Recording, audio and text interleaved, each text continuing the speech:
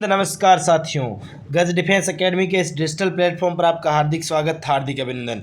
साथियों 18 तारीख की सेकंड शिफ्ट जो आर्मी अग्निवीर भर्ती परीक्षा का आपका पेपर हुआ, उस पेपर का पूरा एनालिसिस लेकर आपके बीच में हाजिर हूँ और किस प्रकार के साथियों प्रश्न पूछे गए उन सभी प्रश्नों के ऊपर अपन साथियों पूरी की पूरी अपन चर्चा करने वाले हैं और हर एक प्रश्न का साथियों आंसर मैं आपको बताने वाला हूँ।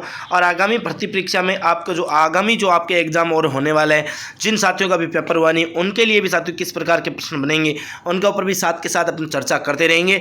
और साथियों एग्जाम का लेवल कैसा रहा, इन सभी बिंदुओं को अपन चर्चा जो है इस सेशन में करने वाले हैं, तो वीडियो को अंत तक जरूर देखें और सेशन को साथियों शुरुआत में लाइक कर दें, चैनल को साथियों सब्सक्राइब जरूर कर लें और साथियों वीडियो कैसा लगा कमेंट करके मुझे जरूर बता देना। और इसके अलावा और कौन कौन से प्रश्न आए वह भी आप मुझे कमेंट बॉक्स के माध्यम से पिन करके जरूर बता देना। तो साथियों पहला प्रश्न आपके साथ में ये रहा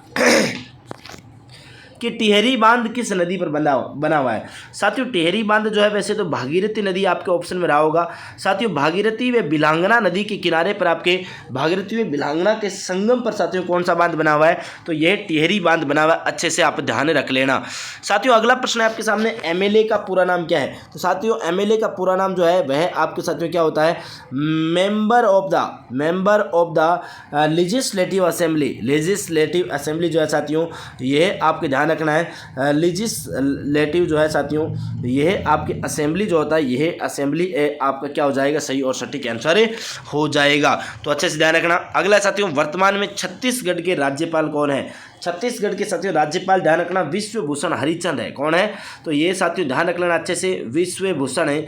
विश्वभूषण हरिचंद जो है साथियों ये आपके क्या हो जाएंगे, यहाँ के आपके राज्यपाल जो हो जाएंगे। साथियों प्रत्येक पेपर में एक प्रश्न कम से कम राज्यपाल से पूछा जा रहा है, तो मैं साथियों से आशा उम्मीद करूंगा और सबको ये बताऊंगा कि आगे जिनका पेपर अभी तक हुआ नहीं है वह सभी साथी राज्यपाल और प्रत्येक राज्य की राजधानी और मुख्यमंत्री साथियों रट ले हुए अच्छे से। इनसे संबंधित एक एक प्रश्न आपका 100% आपके एग्जाम में बन रहा है, तो सभी साथी रट लेना। और एक सिंधु घाटी सभ्यता में साथियों स्थान और स्थान कहां पर है ये बस रट लेना, कौन से स्थानों के नाम और उनके स्थान आप रट लेना, बस आपका काम हो जाएगा। वहां से एक एक प्रश्न पूछा जा रहा है। अगला साथियों देखो 2011 की जनगणना के अनुसार सर्वाधिक जनसंख्या घनत्व किस राज्य का है। तो साथियों जब भी ऐसा प्रश्न पूछा जाए तो आप अच्छे से ध्यान रख लेना है बिहार राज्य का। सबके साथियों सीधा पूछा जाए कि कहाँ का सर्वाधिक जनसंख्या घनत्व है, तो दिल्ली का सर्वाधिक है। और नंबर 2 पर साथियों आपके राज्यों में बात करें तो नंबर 1 पर आपके बिहार, और केंद्र शासित प्रदेश और राज्य दोनों मिलाकर पूछा जाए तो आपका दिल्ली हो जाता है। तो साथियों यहाँ पर आपका आंसर बिहार हो जाएगा। अगला प्रश्न देखो कि क्षेत्रफल की दृष्टि से सबसे छोटा केंद्र शासित प्रदेश कौन सा है। साथियों सबसे छोटा केंद्र शासित प्रदेश पूछा जाए तो आपका उत्तर हो जाएगा लक्षद्वीप। लेकिन साथियों अगली परीक्षा में जिनका साथियों का अभी तक पेपर नहीं हुआ वो ध्यान रखना, सबसे बड़ा केंद्र शासित प्रदेश पूछा जा सकता है। साथियों सबसे बड़ा केंद्र शासित प्रदेश जो है वह लद्दाख आपका आंसर होने वाला है, अच्छे से ध्यान रख लेना, यहाँ पर उत्तर हो जाएगा लक्षद्वीप। अगला साथियों यह स्त्री केसर व पुंकेसर कहाँ पाया जाता है। तो साथियों स्त्री केसर व पुंकेसर जो है यह आपके फूलों में पाया जाता है, और फूलों में साथियों प्रजनन क्रिया जो है उसमें आपके योगदान करते हैं स्त्री केसर, यानी कि मादा फूल, और पुंकेसर आपकी जो है नर फूल की बात हो रही है, वहाँ पर चर्चा करते हैं। साथियों अगला प्रश्न है सूर्य के प्रकाश में कितने रंग होते हैं। तो आप अच्छे से जानते हो साथियों 7 रंग होते हैं, जिनको अपन साथियों विबग्योर के नाम से अपन जो है ये डिनोट करते हैं, अच्छे से आपको पता होगा। वी यानी कि वॉयलेट साथियों, यानी कि आपके बैंगनी इसके अलावा आई जामुनी, ब्लू, ग्रीन, येलो और ऑरेंज और रेड, ये साथियों आपके जो विबग्योर है ये 7 कलर जो है अच्छे से ध्यान रखना, ये 7 कलर आपके सूर्य के प्रकाश में और इंद्रधनुष के रंगों में भी साथियों शामिल होते हैं। अगला साथियों लोथल किस लिए प्रसिद्ध है। तो साथियों लोथल पहली बात सुबह पूछा गया था सुबह वाली शिफ्ट में कि लोथल कहाँ पर है, तो लोथल साथियों गुजरात में, और ये आपके पतन नगर है साथियों, क्या है, पतन नगर था सिंधु घाटी सभ्यता का, और यह साथियों बंदरगाह के लिए प्रसिद्ध है। बंदरगाह या फिर साथियों आपको ऑप्शन में आया होगा गोदीवाड़ा के लिए प्रसिद्ध आपका स्थान कौन सा हो जाएगा, तो बंदरगाह या गोदीवाड़ा है तो प्रसिद्ध स्थल हो जाएगा आपका कौन सा, लोथल। अच्छे से साथियों ध्यान रख लेना। अगला साथियों गिद्धा नृत्य किस राज्य का है। साथियों जब पूछा जाता है ऐसा प्रश्न है तो कई बार साथियों आपको बताते रहा हूँ, गिद्धा और भांगड़ा, साथियों गिद्धा और भांगड़ा नृत्य जो है वह साथियों आपके कहाँ के प्रसिद्ध है, वह पंजाब के प्रसिद्ध है साथियों। कहाँ के, तो पंजाब आप अच्छे से रट लेना, अच्छे से ध्यान रख लेना। तो साथियों अगला आपसे पूछा जा सकता है कि भांगड़ा नृत्य जो है कहाँ का प्रसिद्ध है। अगला साथियों तंत्रिका तंत्र किसका भाग है। तो साथियों ध्यान रखना तंत्रिका तंत्र जो है मनुष्य के मस्तिष्क वाला जो भाग है, इस मस्तिष्क का साथियों क्या है, भाग है आपके कौन सा तंत्र, तंत्रिका तंत्र। और साथियों अगला प्रश्न जंग लगना कौन सी अभिक्रिया है। साथियों जंग लगना यानी कि लोहे का क्या हो जाना, लोहे का ऑक्सीकरण होना। साथियों क्या हो रहा है, लोहे का ऑक्सीकरण होना साथियों क्या कहलाता है, जंग लगना। और साथियों ये आपकी जो जंग लगना अभिक्रिया है ये कौन सी है, तो ये साथियों ध्यान रखना रासायनिक अभिक्रिया। तो साथियों मैंने आपको अच्छे से बता दिया था, पहले ही बताया था सुबह भी और फिर बता रहा हूँ कि साथियों जो अभिक्रिया वाला है यानी कि रासायनिक अभिक्रिया और भौतिक अभिक्रिया वाला जो प्रश्न है, यहाँ से प्रत्येक पेपर में साथियों कम से कम 2-2, 3-3 प्रश्न पूछे जा रहे हैं। तो साथियों आप आज ही एक काम करना, ये अभिक्रिया वाला चैप्टर जो है अच्छे से रट लेना, कौन सी अभिक्रिया साथियों किस समय आपके होती है, तो ये अच्छे से आप रट लेना। अगला है साथियों अग्निवीर योजना। साथियों अग्निवीर भर्ती परीक्षा का पेपर और पूछा जा रहा है, अग्निवीर योजना जो है किस मंत्रालय से संबंधित है, तो साथियों अच्छे से पता होना चाहिए, ये रक्षा मंत्रालय से संबंधित है। बहुत अच्छे से रट लेना साथियों कि अग्निवीर योजना किस मंत्रालय से है, तो ये आपके रक्षा मंत्रालय से, और यह प्रश्न आज पूछा जा चुका है।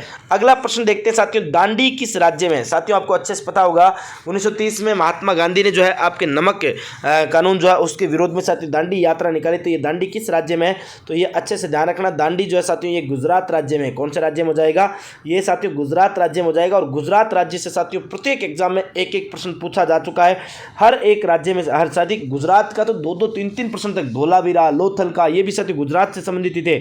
और गुजरात के मुख्यमंत्री, राज्यपाल, गुजरात उच्च न्यायालय के मुख्य न्यायाधीश, ये सारे प्रश्न पूछे जा चुके हैं। और गुजरात राज्य से साथियों प्रत्येक एग्जाम में एक एक 2-2 प्रश्न पूछे जा रहे हैं। तो आप गुजरात से संबंधित जो फैक्ट है वो भी आप रट लेना। साथियों अगला प्रश्न है कि गैसों में ऊष्मा का स्थानांतरण किस प्रक्रिया द्वारा होता है, तो साथियों ये अच्छे से ध्यान रखना, ये आपके संवहन प्रक्रिया जो होती है संवहन प्रक्रिया के द्वारा होता है। द्रव्यों की बात हो रही है, द्रव्यों में जो द्रव्यों में साथियों ये संवहन प्रक्रिया द्वारा आपके क्या होती है, गैसों में ऊष्मा का स्थानांतरण होता है। इसके अलावा साथियों अगला प्रश्न देखो आपके सामने, बहुत ही प्यारा प्रश्न है कि स्वाद में खट्टा कौन होता है। साथियों स्वाद में खट्टे जो है वह साथियों आपके कौन होते हैं, अम्ल। जबकि साथियों स्वाद में कड़वे जो की बात करें तो कड़वे आपके कौन होते हैं, क्षार होते हैं। साथियों इसमें स्वाद में खट्टे में जैसे सिट्रिक अम्ल है, जैसे एसिटिक अम्ल है, तो ये आपके क्या हो जाएंगे, अम्ल उत्तर हो जाएगा। राज्यसभा में राष्ट्रपति द्वारा कितने सदस्य मनोनीत किए जाते हैं, तो साथियों मैंने कल आपसे पूछा गया था कि राज्यसभा में कितने सदस्य निर्वाचित किए जाते हैं, तो 238। अब साथियों पूछा मनोनीत, तो आपकी 12 सदस्य आपके क्या होते हैं साथियों, मनोनीत किए जाते हैं राष्ट्रपति के द्वारा। अगला प्रश्न साथियों देखो बहुत प्यारा प्रश्न है कि विद्युत सर्किट को पूरा कौन करता है। विद्युत सर्किट को साथियों कौन पूरा करता है, तो साथियों ध्यान रखना विद्युत सर्किट को स्विच जो है ये आपकी पूरा करता है। आपको पता होगा अच्छे से, इस प्रकार से विद्युत सर्किट जो है उसका के वाला बिंदु जो होता है, ठीक है ना। तो साथियों कांग्रेस के किस अधिवेशन की अध्यक्षता महात्मा गांधी करते हैं, तो साथियों आपको अच्छे से पता होगा 1924 ईस्वी की बात करूं तो बेलगांव अधिवेशन जो हुआ था, इस बेलगांव अधिवेशन की आपके साथियों अध्यक्षता किसने की थी, महात्मा गांधी ने। और महात्मा गांधी ने अपने जीवन में साथियों केवल एक बार ही कांग्रेस की क्या की थी, अध्यक्षता जो है की थी। अगला प्रश्न है साथियों क्या, पदार्थ का सीधे गैस में बदलना। साथियों पदार्थ का सीधे गैस में बदलना क्या कहलाता है, साथियों ये ऊर्ध्वपातन कहलाता है। क्या कहलाता है, अच्छे से आपको पता होना चाहिए साथियों, क्या कहलाता है, ऊर्ध्वपातन जो है ऊर्ध्वपातन कहलाता है। तो पदार्थ का सीधे गैस में बदल जाना ये आपकी क्या ऊर्ध्वपातन प्रक्रिया है। अगला साथियों दूसरा या दोहरा शब्द किस खेल से संबंधित, साथियों दोहराव जो है ये आपकी क्रिकेट से संबंधित है। साथियों ध्यान रखना अच्छे से, क्रिकेट से संबंधित ये शब्दावली है आपकी, अच्छे से ध्यान कर लेना। अगला साथियों मोम का पिघलना कौन सा परिवर्तन है, साथियों फिर से पूछा जा चुका। मैंने कहा था साथियों रासायनिक परिवर्तन, भौतिक परिवर्तन या परिवर्तनों से संबंधित जो आपके प्रश्न है उन सभी को आप रट लेना। साथियों मोम का पिघलना अगर साथियों पूछा जा रहा है तो ये साथियों आपका भौतिक परिवर्तन है। कौन सा है, भौतिक परिवर्तन। साथियों अगर पूछा जाए मोमबत्ती का जलना, तो साथियों मोमबत्ती का जलना जो है ये भौतिक और रासायनिक दोनों परिवर्तन है। जबकि साथियों मोम का जलना, साथियों मोम का पिघलना या मोमबत्ती का जलना, या फिर मैं बात करूँ साथियों मोम का जलना जो है तो ये आपके रासायनिक परिवर्तन फिर हो जाता है। लेकिन साथियों यहाँ पर अच्छे से आपको पता चल चुका होगा। अगला साथियों चैत्य बौद्ध धर्म से किस प्रकार संबंधित है। चैत्य साथियों बौद्ध धर्म से किस प्रकार संबंधित है, तो साथियों बौद्ध धर्म के स्तूप या फिर मैं यूँ कह सकता हूँ जो मंदिर होते हैं साथियों ये आपके क्या कहलाते हैं, चैत्य। और सुबह साथियों सुबह वाले सेट में पूछा गया था कि साथियों विहार बौद्ध धर्म में क्या होते हैं, तो भिक्षुओं का निवास स्थल विहार कहला रहा था। अब पूछ लिया कि चैत्य बौद्ध धर्म से किस प्रकार संबंध रखते हैं। अगला साथियों देखो सुबह प्रश्न पूछा गया था कि महिला T20 वर्ल्ड कप 2023 में विजेता टीम, जिसमें आपने उत्तर किया था साथियों ऑस्ट्रेलिया। और अब पूछ लिया उप विजेता टीम, तो उप विजेता टीम साथियों कौन सी थी, दक्षिण अफ्रीका जो है साथियों ये आपकी क्या रही थी, उप विजेता टीम रही थी। अच्छे से आपको पता होना चाहिए। अगला साथियों ध्वनि का प्रमुख गुण कौन सा होता है। साथियों ध्वनि का प्रमुख गुण जो अगर आपसे पूछा जाए तो साथियों ये ध्वनि का प्रमुख गुण जो है प्रबलता। ध्यान रखना साथियों प्रबलता की बात करें तो ये आपकी ध्वनि का क्या हो जाएगा, एक प्रमुख गुण हो जाएगा। इसके अलावा साथियों अगले प्रश्नों की ओर बात करूं, अगला साथियों देखो हाँ 36 का स्क्वायर, एक साथियों मैथ का एक प्रश्न मिला मुझे 36 का स्क्वायर। अगर आप 36 का स्क्वायर करोगे तो साथियों आप निकाल लेना, इसका वर्गमूल करना, वर्ग करना साथियों। तो 4 × 36 7 × 3 36 18 36 18 दूनी 36 और 3 साथियों क्या होते हैं 39, 3 और 3 3 9 और 3 9 और 3 12, तो यानी 1296 साथियों आपको यहाँ पर आंसर सही और सटीक हो जाएगा। अगला साथियों छात्रमिति से एक प्रश्न पूछा गया, एक प्रश्न, 2 प्रश्न सरलीकरण से और 2 प्रश्न समय चाल दूरी से, 2 प्रश्न साथियों अनुपात अनुपात से और औसत से 2 प्रश्न पूछे जा चुके हैं। और साथियों रीजनिंग में जो है साथियों सीरीज वाला जो टॉपिक है वहाँ से आपके जो बड़े प्रश्न पूछे जा रहे हैं, 2 3 3 साथियों सीरीज के और कोडिंग डिकोडिंग के वहाँ से बहुत ज़्यादा प्रश्न जो है पूछे जा रहे हैं। तो ये अच्छे से साथियों आप इन टॉपिकों पर फोकस कर लेना। साथियों ये पूरा पेपर मैंने आपके सामने एनालिसिस किया। आशा उम्मीद करता हूँ साथियों आपको ये पूरा एनालिसिस अच्छा लगा होगा। और साथियों अगर अच्छा लगा और वीडियो को आपने अंत तक देखा हो तो आपको बहुत बहुत धन्यवाद। और साथियों चैनल को आप क्या करें, सब्सक्राइब जरूर कर लें, बेल आइकन के घंटे को प्रेस कर लेना साथियों, और साथ ही साथ वीडियो को लाइक जरूर कर देना। और कमेंट बॉक्स के माध्यम से आप और बता सकते हो कि और कौन कौन से प्रश्न आज के शिफ्ट में पूछे गए थे। तो साथियों फिर अगली नेक्स्ट आंसर के साथ में आपसे मुलाकात करेंगे, तब तक के लिए आपको बहुत बहुत धन्यवाद। नमस्कार, जय हिंद, जय भारत, राम राम।